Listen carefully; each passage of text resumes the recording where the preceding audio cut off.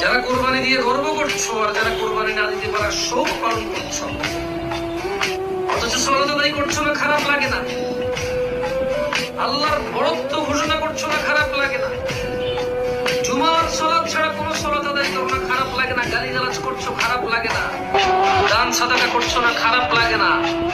একটা রাস্তার মধ্যে একটা কষ্টদায়ক জিনিস আছে, সেটা সরাই দিচ্ছ না, খারাপ লাগে না? শুধু কোরবানি না দিতে পারে খারাপ লাগা।